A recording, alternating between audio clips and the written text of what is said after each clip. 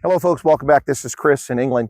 Bad news for South Africa. After dithering from April 2nd when the tariffs were announced, May, June, July, August, September, 5+ months of dithering in which they falsely claimed that they were negotiating with the Americans. The only negotiation we're publicly aware of is when they went to see President Trump in the Oval Office. The day or two before that, they tried to negotiate a trade deal.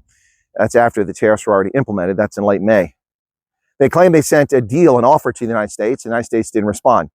Well, perhaps the Director of International Relations Cooperation is unfamiliar with negotiation and how negotiations work. You don't send a list or an ultimatum to someone who is threatening you with punitive actions and then sit back and wait for a response and then pretend that you're negotiating that's all as well. Well, now on the 10th of September reports that the South African government has just sent a negotiating team to the United States to work out a trade deal. Here's the problem with that. Japan, South Korea, the European Union,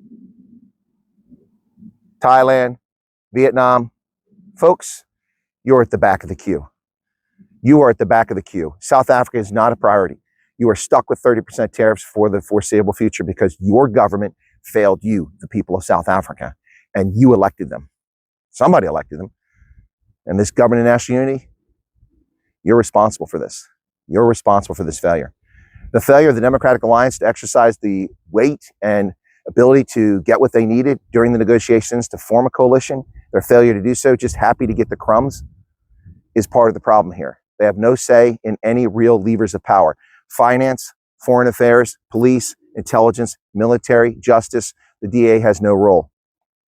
Therefore, the ANC continues to do what they've always done, act like fools. And now you have a 30% tariff. And here's a little breaking news for you, for those that are not aware of global events. Conservative activist and founder of Turning Point USA, Charlie Kirk, was assassinated in broad daylight in front of thousands of supporters and those there to question him on Utah Valley University campus in Orem, Utah.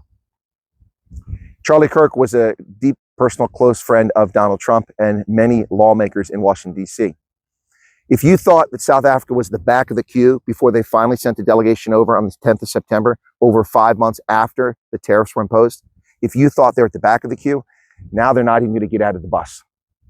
Your representative is going to go to Washington, D.C., and if they deal with anyone, it'll be a 5th-level minor official who has no authority to negotiate anything and is just showing up out of diplomatic protocol. Your diplomatic trading mission is dead in the water because of this tragic event.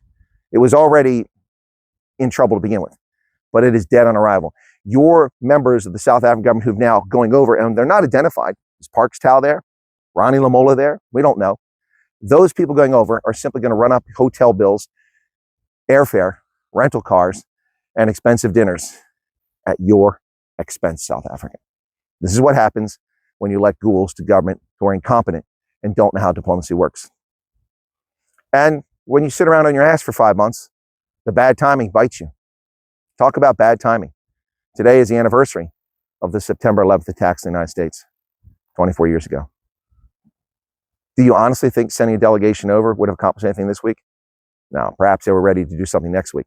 But now, not only are you at the back of the queue, but you're not even an afterthought. Your delegation will accomplish nothing of substance in Washington. Oh, they'll tell the South African press that they've accomplished something, which is a lie. This is what they're quite good at. Well, folks, no trade for South Africa. Well, tariffs stay. You can trade, but your goods cost 30% on arrival in the United States. Thank you, African National Congress and the government of national unity, for undermining the economic prosperity of South Africa. I guess stealing wasn't enough. Now you have to show and display your incompetence for the whole world to see. Welcome to the back of the bus. It's crowded back here. Not so much. Everybody's in front of you. Cheers.